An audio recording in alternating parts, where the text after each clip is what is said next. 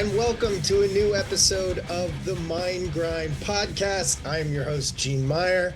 Today with me is a very special guest, Mitchell from Barren and Maruta and Shock Withdrawal. How's it going?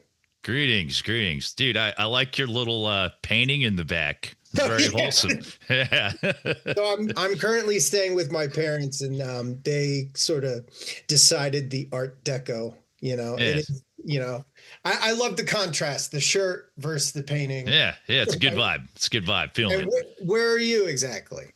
Oh, I'm at home in my apartment in LA. I've been living in LA, dude. Fucking coming up on 10 years. Crazy. Nice. Yeah, it doesn't feel like I left Florida that long ago, but here we are. Yes, you're originally from Miami? Yeah, Miami. Yeah, born and raised in Miami. It's a very special place. There's things about it I miss, things that I do not miss. But it's forever home to me. Cool. Yeah. All right. So I guess, the introduction is that you are Mitchell Luna. You are currently the singer of Barren, which is like a grindcore supergroup. You've also spent time in what? Just a bunch of nerds. I know. That's a nice way of saying supergroup. You also spent time in Maruta, who were very influential, and also Shock Withdrawal. So my first question is, and these are questions I ask everyone. So How did you first get into metal? Dude, just happened when I was really young. And I'm fortunate. Like, I grew up in a time where like there's actually pretty good rock music on the radio. Like I was early teenager in the 90s and like fucking discovering Soundgarden and Nirvana and Alice in Chains, all that shit. I just, you turn on your TV or you listen to the radio. If you look for it, you find it. And it just, appealed to me. And then from there, you're just like trying to find heavier stuff, like, and it just somehow grindcore found me.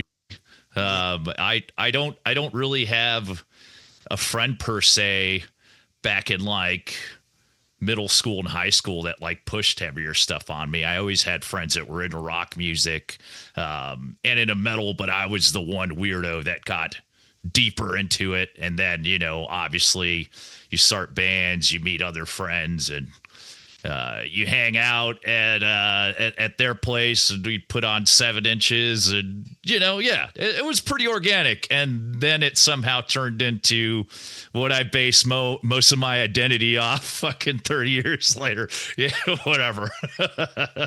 Yeah. So the next question kind of leads it. So how did you specifically, or was there a turning point getting into like grind or extreme metal in general? There was 2 of them. So I had the Nirvana In Utero tape. Ooh. I was still in middle school, and there's the second to last song on there. It's called Tourette's. Yeah. And it's yeah. And I'm like, whoa, all right, this is fucking sick. I was into that. And then I remember I had a friend let me borrow Cowboys from Hell, the Pantera. Hell yeah. And I thought it was fun. I thought it was cool. It didn't really, like, I liked it, but it wasn't my favorite thing in the world. But then I went and I randomly bought Far Beyond Driven. Ooh. Yeah. And like, dude, being like 13 years old and listening to Strength Beyond Strength, like, just fucking blew my mind. And if I didn't mention that, like, everyone that knew me back then would call me out. It's like, dude, you're totally that fucking kid with a Pantera shirt. Like, I would wear the same shirt like 3 days in a row. Dude, yeah. And then from there on out, like, it was really quick, it's like, all right, and Slayer. And then I was tuning into just death metal stuff happening, like, Morbid Angel and Cannibal Corpse. And, yeah. Oh, and then there's a really big hardcore scene in South Florida at the time too. So that was influential. And then, yeah, just the endless thirst for wanting to listen to new music. I was like super exciting. I don't know. Uh, I still tend to search for new music all the time, but like that's just that magic about being a teenager and discovering it for the first time, man. So the best times of my life. Yeah. Was there like so most of your projects are grind, right? Yeah. Hell yeah. I just looked you up on Metal Archives and I didn't see any non-grind as far as I know. Maybe there was Yeah. a Uh, deathcore band in the past hidden somewhere, but um so what was that like a conscious choice? Like I'm gonna be a grindcore guy. This is what I'm gonna gravitate towards. yeah, dude. I fucking love blast beats and speed and intensity, man. And that's just what, gets that fucking dopamine surging through my brain and what makes me stoked. And I feel like grindcore for me is a genre where it's like very rooted in like sort of more punk ideology, but like I like when it's played with that sort of metal precision and aggression. So that's kind of like what made the most sense for me. That's what I decided to get involved with the most. And I've been very fortunate to meet a lot of really cool motherfuckers that thought the same way along my life. So yeah, it just worked out that way. Not to say that I wouldn't like to be in a death metal band one day or something, but yeah, it has to be an interesting one. It can't just be like yeah. You can't just be like define interesting. Oh, dude, I don't know. Like, I feel like I tend to gravitate towards being in bands where there's like that, like at least 10%, 15% of it is trying to do something a little bit new. You know what I mean? Yeah, like it's just something to just set yourself apart. Like if someone's like, dude, I started a band that sounds just like Deicide, I'd be like, man, it's fucking boring. I just listen to Deicide. Like I just listen to Obituary or whatever, But I mean, if that's something someone else wants to have fun doing, by all means, I'm not gonna hate, but it's just not for me. The retro death revival stuff, It's good.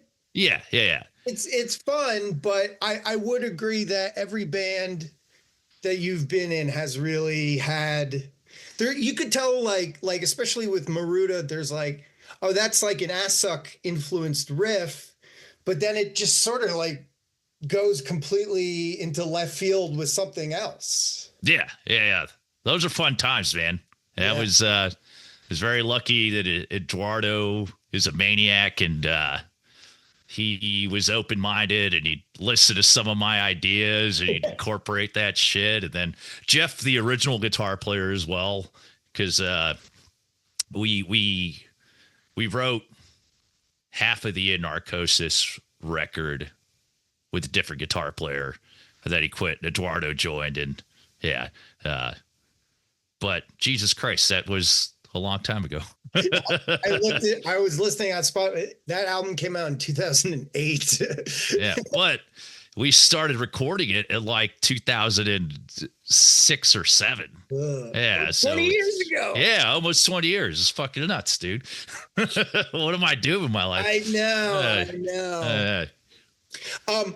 So one thing I like to ask anyone who's on the pod who's in a band, and I don't think vocalists get asked this enough, but so you have really incredible range. Thanks, man. That's really nice of you to say. Yeah. Let me let me just glaze you a little bit more.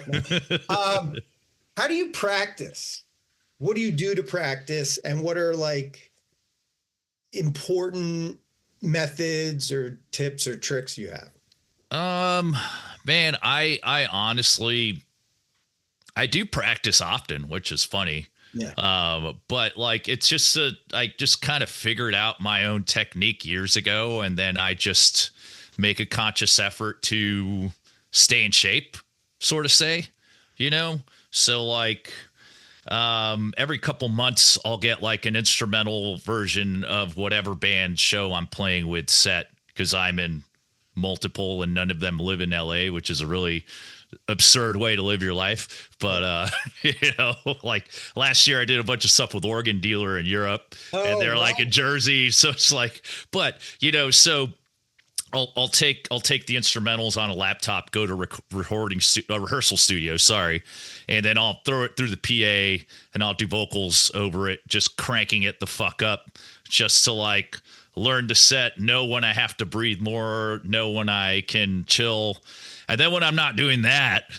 at least once a week, I practice vocals in the shower, and my neighbors.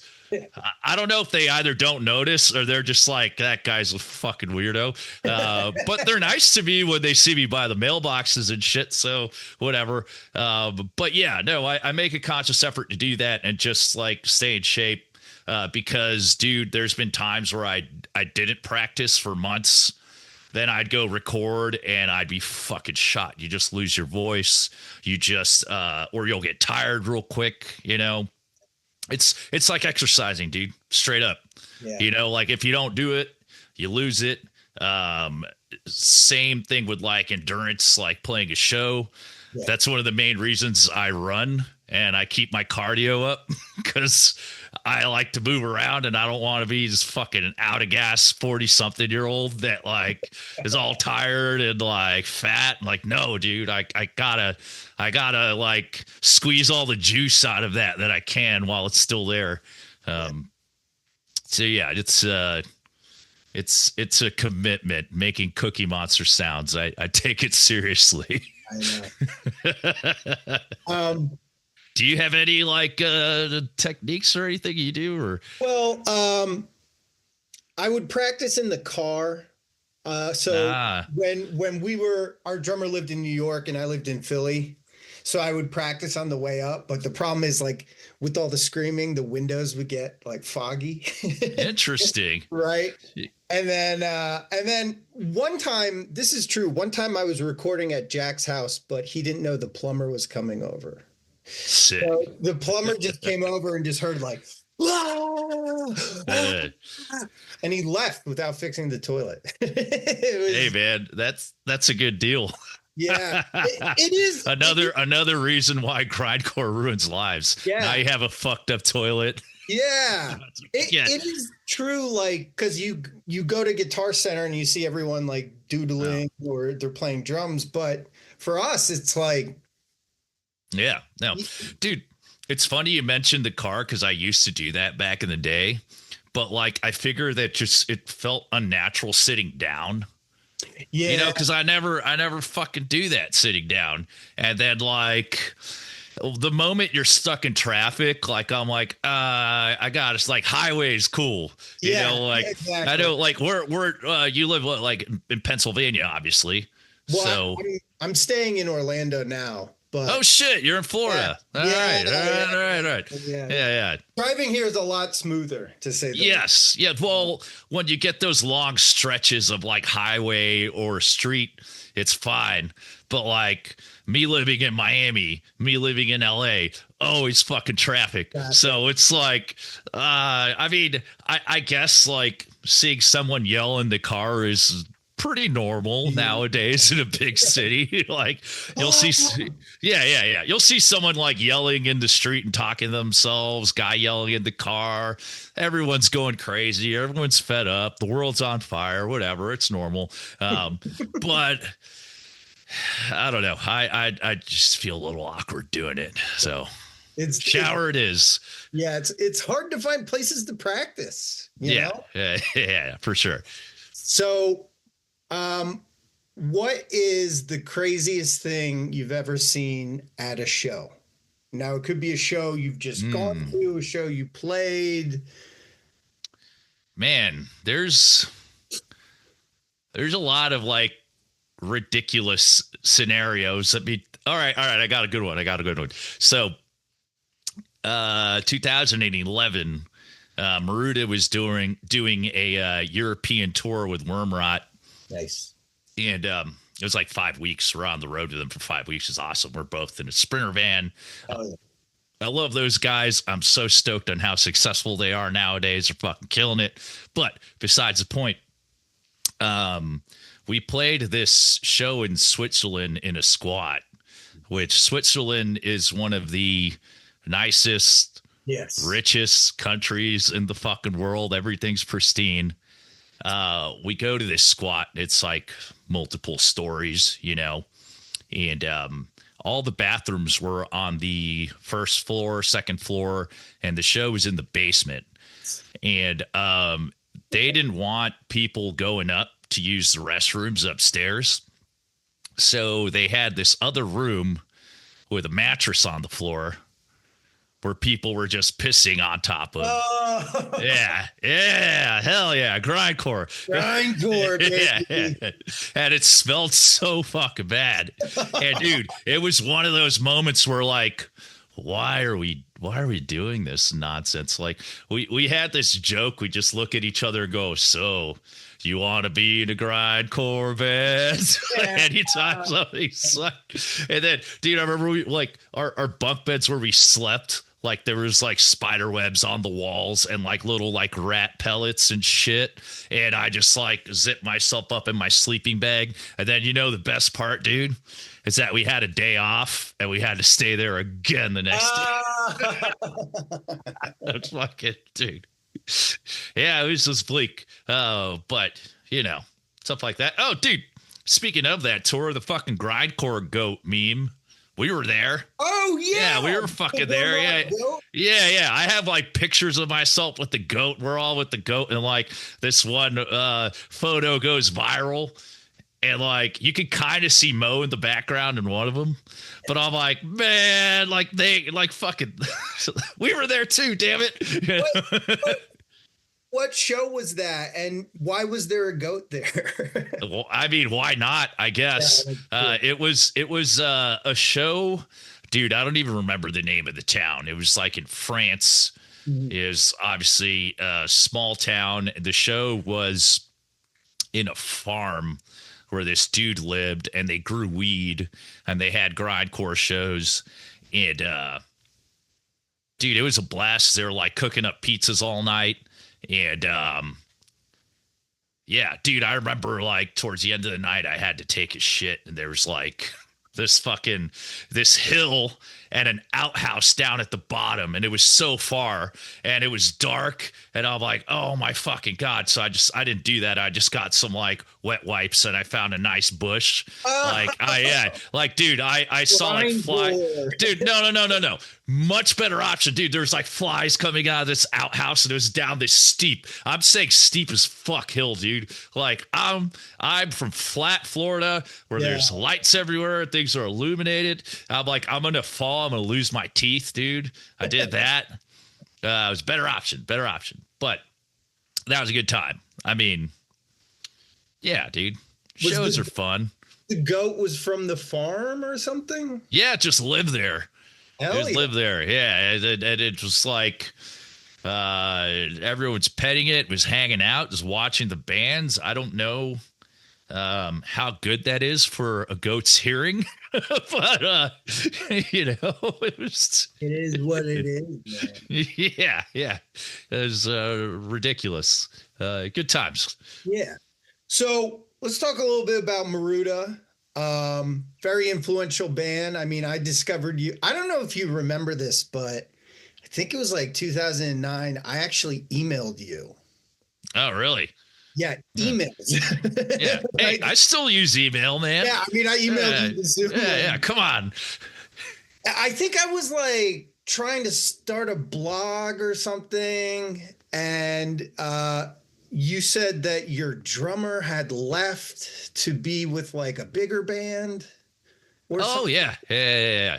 I think I can't even remember the band. Oh, dude, it was Nick joined fucking Trivium of all bands. Yeah. He was. Yeah, I mean, it worked for a bit, and then he was on I think 2 records, and then he got let go. But he got to be on a tour bus and not shit. Yeah, exactly. Yeah. But I mean, I feel when we got Danny, who was on the other 2 records, it was an upgrade. I feel like stylistically, and it kind of felt tighter. Not that Nick was a bad drummer; he's a great drummer, But I feel like it felt more cohesive and tighter. It definitely got a bit more death metal. Yeah. Oh yeah. But yeah, Those second two albums are like very technical, very thanks, man. technical. I And feel the this is second one's my favorite if I had to pick of oh, all the three. forward Yeah. into Yeah, regression. yeah, Yeah, that's a banger. Is yeah. it? I like a lot of songs on Remain Dystopian, but I feel some of them are a little disjointed. Yeah. Like I listen back, I'm like, oh, that part kind of just like it stops and it goes in a new riff, and then it just like this. I don't know. I felt like there could have been a little more to grasp onto with that one. I think that one was just our like fuck you album. Yeah. You know, it's just yeah. Was there like so Maruta?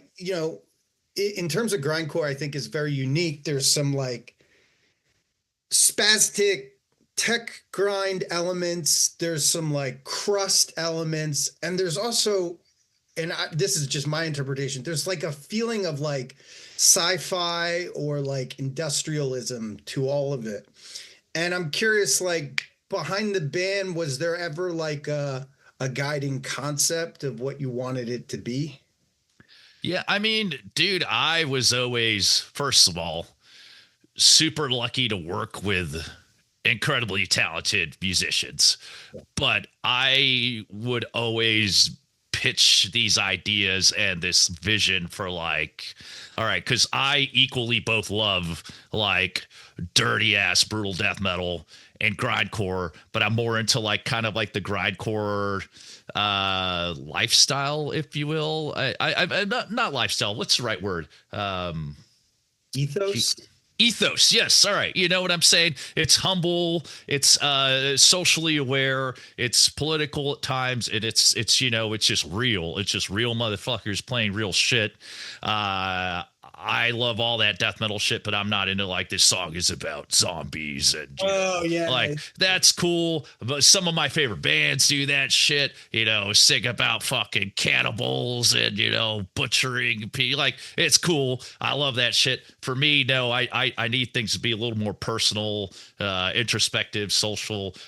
But you know, at the same time, you know, we were all fans of bands like Gorguts and like, you know, Discord, Assuck, Discordance Access, fucking all the early Willow Tip shit like Commit Suicide and Circle Dead Children and Rune and bands like that. And like we all just love that shit. And we also come from South Florida, which is a place where like genres tend to blend more down there.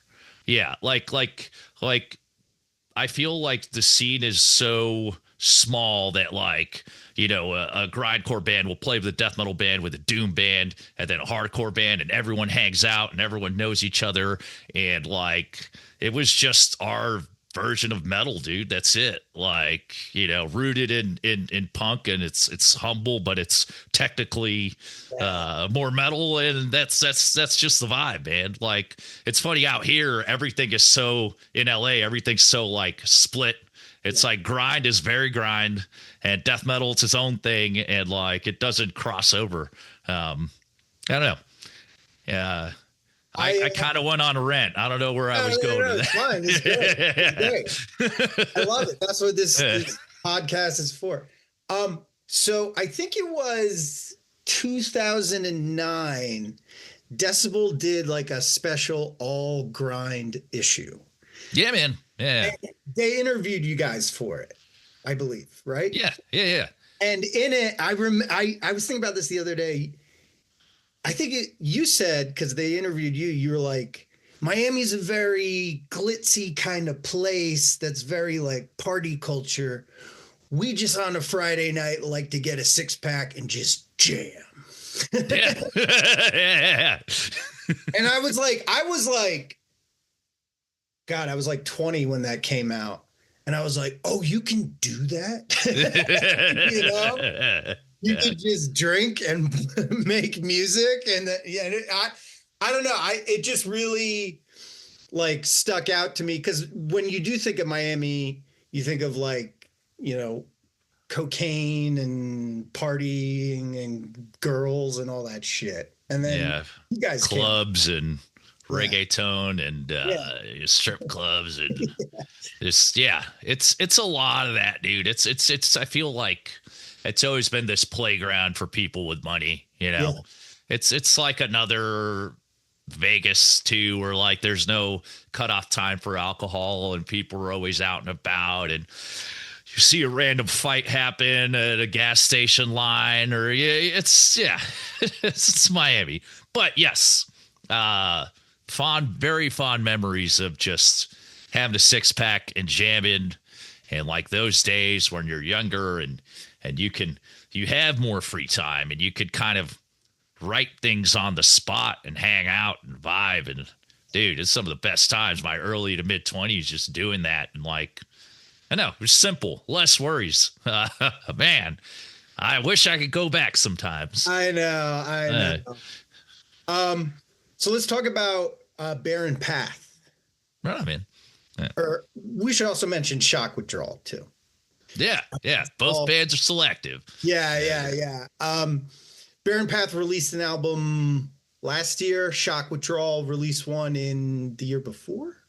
No, dude, we're coming up on 2 years, which is insane. It was 2024. Yeah. But we're recording pretty soon. We're doing a split. Has been announced yet, but we're doing a split with a Boys in Triage, which is all the yeah. So it's funny, like those were always really great friends of ours, and like I'm like, man, why did Maruta never do a split with Kill the Client? That made no fucking sense because we played so many shows, and so it's like, all right, what about the X bands do a split? Let's go. Yeah, so working on that. Barren Pat's actually recording more stuff soon, so we're just keeping it going. Because what else am I going to do with my free time, man? Let's be honest. Is there, so with each of those bands, is there like a specific direction or ethos to either band? No, I mean, I feel both bands have their sound, Shock is a little more grounded, but like there's more wiggle room for different stylistic choices in songs. Like, oh, here's a song that's a little sludgier, it makes sense. Barren Path, it's like, nope, all of it high BPM, fuck you. Yeah. And all right, I'll tell you one thing, like Barren Path, our MO is that we never record using a click track. It has to be live. So it has to be live, guitar player and drummer tracking at the same time. Whereas Shock will have patterns out and do a click, and then we can sometimes do an edit where we cut a part out and it slides in. Since it's a long distance project, that's just how we work it out. But yeah. Well, that's crazy because Barren Path have some like incredibly fast parts. Oh yeah. Fucking Brian, man. But he's been doing that shit for 20 plus years, I mean, I guess we kind of all have. Yeah. You think about it. Like maybe he's been doing it for 30 years then, 25. Yeah. I've met him 2008. And he'd already been doing Noisier for a while. He's He's I think like 3 or 4 years older than I am. Okay. I'm 42. I think he's like 44 or 45. I'll have to ask him. I'll be seeing him in a couple weeks because we're tracking shit soon. So yeah. I saw on your Encyclopedia Metallum page you did some guest vocals for Noisier. Yeah, no. I did I was their vocalist for like 15 minutes. I did vocals for a couple splits. The split with Days of Desolation, I did all the vocals. Anti-Gamma and The Kill three-way split, I was on a couple songs. What was the other one? Oh, Department of Correction, I think I did some songs on that. And then they did a full-length album where I was originally going to do vocals for all of it, but then they finished in the studio earlier, and Dorian's just like, yeah, man, we had some time, and like we just did vocals on these songs. So I did vocals on like half of the songs on like 10 of them. Oh, Yeah, yeah. which album? It was called Utopian Armageddon. It's Okay. like, yeah, dude, I don't even remember what label put it out. There's just like some friend of theirs, and it came and went, and no one really even knew it came out. So yeah, but again, that was a band where I had no control, which is fine. Like I'm like, you guys do your thing. Yeah, with every other band I'm in, I usually am the guy who organizes and figures out and goes like, all right, what label should put this out? And yeah, for better or for worse, it is my burden to handle all the business. I don't know if that's the right word to use. Yeah, the grunt work, dude. Yeah, that ever consuming thing that I'm sending out emails for and reaching out to people and booking shows and printing merch and yeah, it's but in the end, I know it'll get done the way I want it to get done. So Exactly. it's fun. Yeah.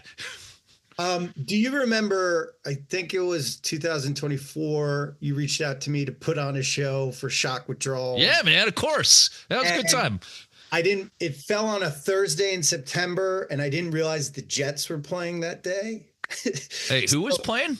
The New York Jets. I'm a big Jets fan. Oh, the Jets, dude. So there's video of me in the mosh pit watching the Jets play on my I phone. recall. Yeah. People dude, it's funny because one of my best friends ever is from Jersey, and he's a Jets fan. Shout out to Danilo. I don't really follow football, but this dude I have known since I was a teenager, and I hang out with him all the time, and he will be watching the game going, come on, Jets. No. Oh, we suck. Oh, and he just gets mad. Come on. And he has like, I think he has a Jets tattoo. Oh, I have one too. But like every year he's like, no, Jets, we suck. Oh, that's as much as I know about football is seeing my friend grieve his team that he's like, I'm not a bandwagon fan. Jets forever. It's where I'm from. So, dude, now I know two Jets fans. It's there you go. You know, two losers. So let's talk a little about mental health. Right on, man. That work for you. So what role does it play in your life, and does it have like a role in your creativity, any of the music you create or art you create? Dude, 1000%, man. You know, this shit, the being able to work on music is really fucking positive for my mental health in ways that I can't even explain. You know, like there was a couple years out here were when I first moved to LA, where I was just focusing on my career, and I didn't really have that outlet, and it was just a really dark time. And I tend to just get in my head about a lot of things, and you know, was doing therapy for a bit, stopped doing it. I fell out of doing it. I mean, it's funny. There was one therapist I was seeing for a long time, and then one day out of nowhere, he's like, "Hey, by the way, today is our last session together because I got a new job. So if you want to see me privately, it'll be $250 fucking session." When I was already paying like, I think 80 through my insurance, it was just stacking up. Yeah. And I tried to get another therapist a few times, just didn't fucking work out. I just things like calling the company. They're like, just how they'd answer, "Oh, hi, how are you doing? Thank you for calling." I'm like, don't give me this bullshit. It's like, by the way, we no longer accept Blue Cross. And then they start listing everything they don't accept. It just feels so fucking bleak, man. I'm just like, oh, God, I hate this. So stop doing therapy. I exercise a lot. I hang out with my friends a lot. I talk to my friends. That's always really positive. And then just playing music is obviously the best thing because, you know, I get to write about all the things that bother me. And I could be, you know, I could cover it in, what's the right word I'm looking for? Jesus Christ, my brain is shot. When you when you're not as direct, what is the word? Gee, help. Metaphor, Yeah, symbol. goddamn fucking. Why can't I remember the word metaphor? Jesus Christ. I'm losing my mind here, dude. You are a Yeah. writer, girl. Oh my God. Dude, I got to figure that out. My brain's starting to slip. But yes, so that always helps me tremendously, and like in life you kind of figure out healthy ways to get dopamine. I used to go out and get drunk a lot. That was just, a thing I did for many years. And you will see that it fucking catches up with you, dude. I was never a person that would be out and would act a fool in public when I'm really drunk. I would just still be smiling, but then it just takes a toll the next day. You feel even more depressed. You sleep like shit. And I'm not totally knocking drinking. I'll still have some drinks from time to time, but like it was just not the way, So I exercise a lot now. You never finish a workout and go, man, I hate the world. You feel fucking great. It's true. It's true. Like, and in the beginning, it fucking sucks to get into it. Like, I never worked out a day in my life until my late 20s. I was just fucking scrawny dude with like a beer gut. I looked like ET for a minute at the end. I'm like, what the fuck, dude? I looked at a photo of myself. I got to change. This is not good. Yeah, man. Yeah, no, it's important. And being there for your friends, and likewise, I'm one of those people that, I don't keep my circle small, sort of say. I like to be available for any friend that needs me. There's sometimes, hey, I met someone in fucking Europe 10 years ago. We only really hung out for a night, but we hit it off, and then we just kept in touch on social media. That friendship matters to me, man. It doesn't, you know what I'm saying? And if they ever need to reach out to me, I'm always there. Granted, there are people in life who you cut off because they're toxic. It doesn't mean I'll keep everyone around if you act like a fucking asshole. But, I feel support is very important, especially amongst people that are into this underground shit that get where you're coming from. You know what I'm saying? Because let's be honest, putting all this time and effort and money into this thing that doesn't really bring back any sort of financial reward whatsoever it's not the most normal thing. You try to describe it to coworkers and stuff. I'm like, dude, it's really just a hobby, and I'm fortunate that enough people care enough for me to keep going. That's that. It's such a weird thing to try to explain to like people who aren't into it, because they'll be like, what songs do you sing? What instrument do you play? And it's like, it's not about that. Yeah. Or that's like, they'll be like, these like questions like, do you make money from this? Do you get groupies? And it's like, no. No.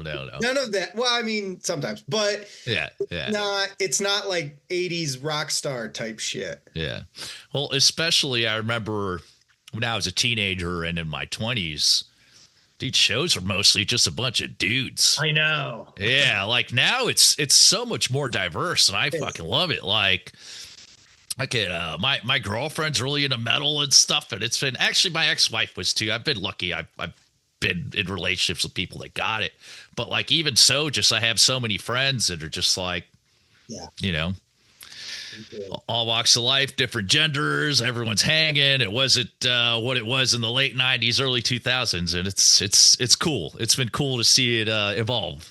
All right, so my next question was, what do you do to take care of yourself? But you kind of went through the. Sorry, man. Hey, one question less for you, dude. Asshole. Yeah, you got to come up with a new question. How about that? Yeah. All right. Well, I got one last question, and I ask this of everyone: what makes you laugh? What makes you laugh? What do you find? Man.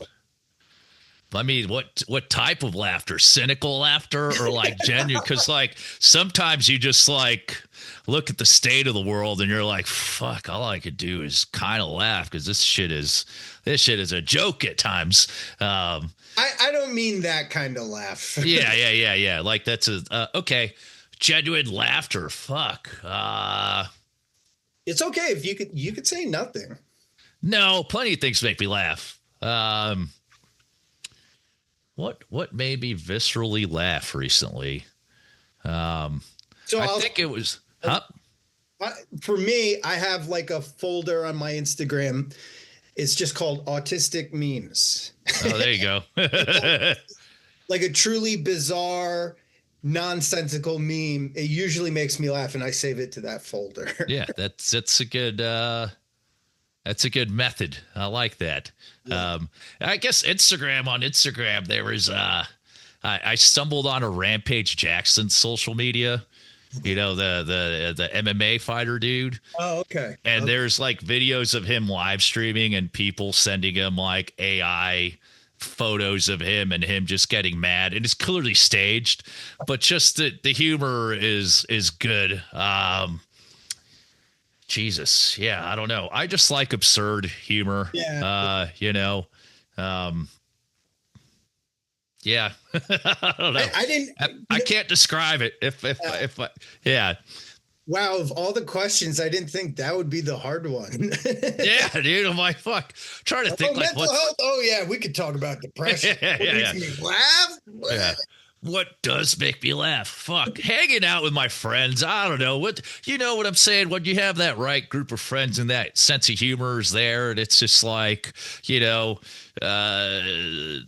not necessarily politically correct, but also not beating down on anyone. Yeah. Like I don't like bully fucking humor. Fuck you, but like, I don't know. I'm Latino. I make fun of myself. You know what I'm saying? Like it's fine.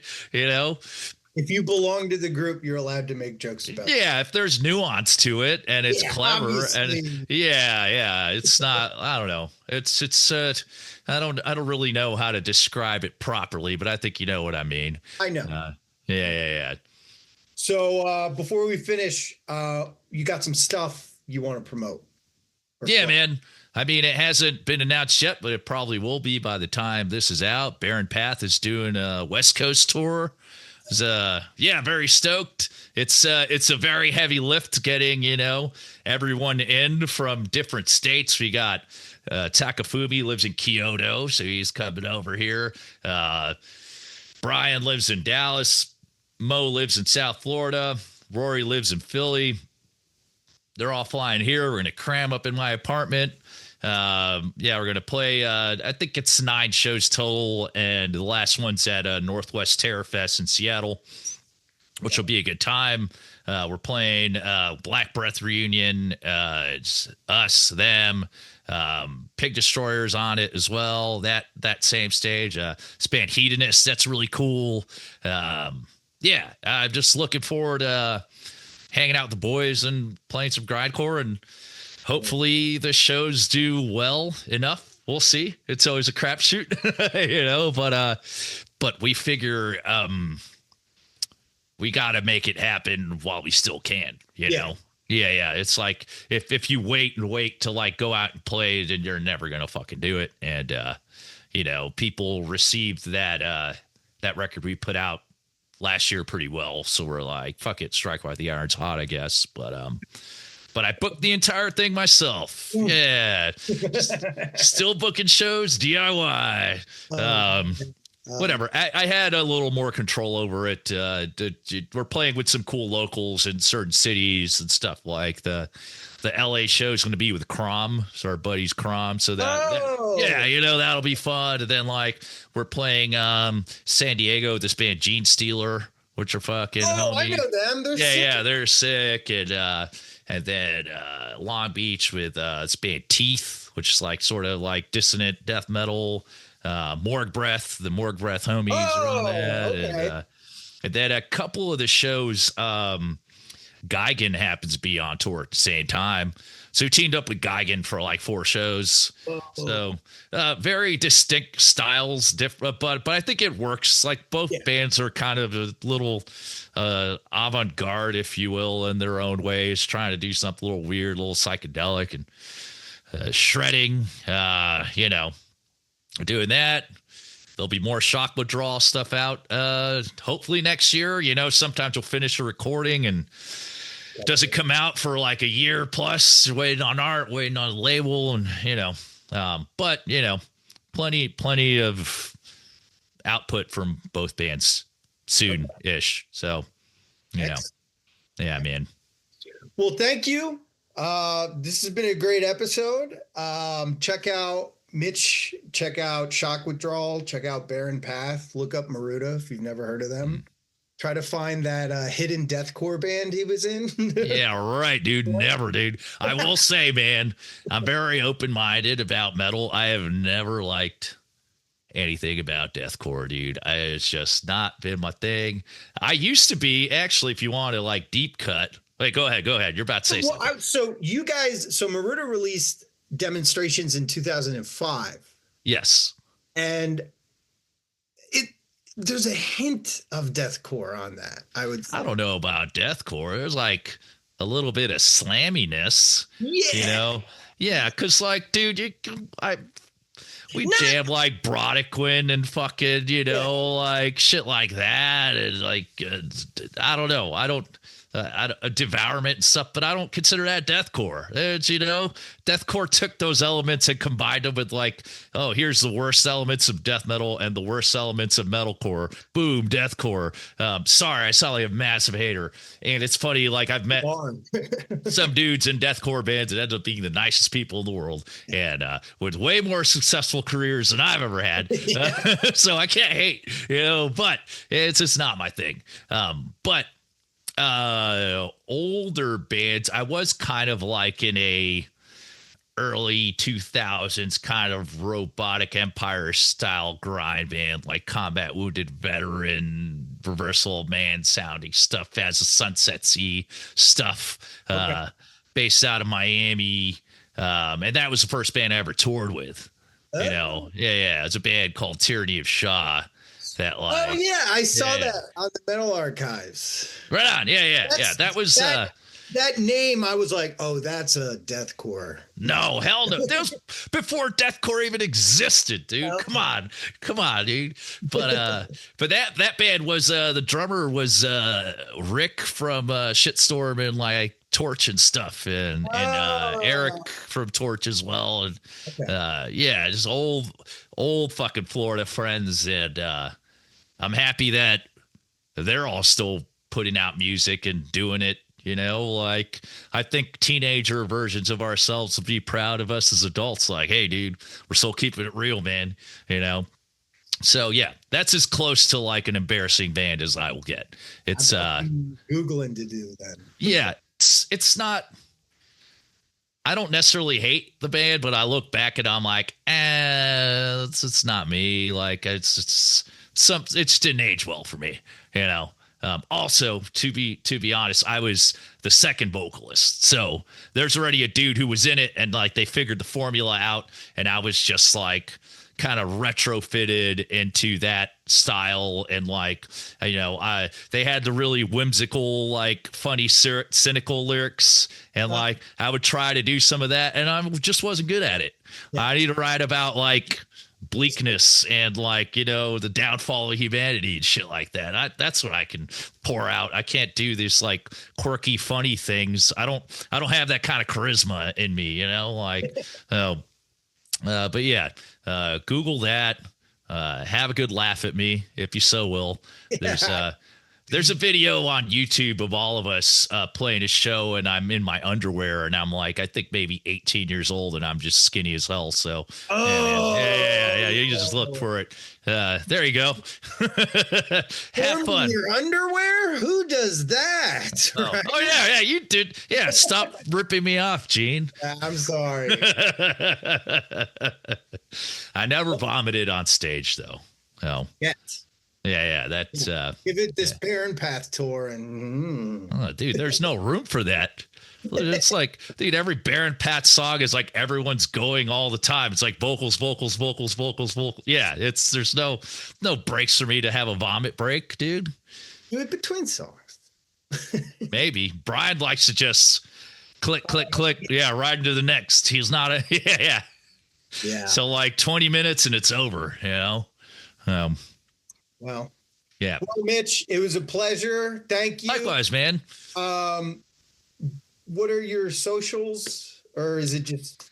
Yeah, I mean, Barren _ path on Instagram, Shock Withdrawal on Instagram. Honestly, the best place to follow either band is Bandcamp. You know, add a follower on Bandcamp to Barren Path or Shock Withdrawal. If you haven't heard either band, check them out. If you're listening to this podcast, it's because you like blast beats. Yeah. So listen to those fucking bands. And if you are disappointed, send me a very angry letter in the mail. Yeah, I'll be like, fuck, all right, I'm sorry I wasted all 5 of your minutes listening to my shitty music. But yeah, on Bandcamp, I think it's the best way, just because anytime I have an announcement, you can send all your followers a message, they get it.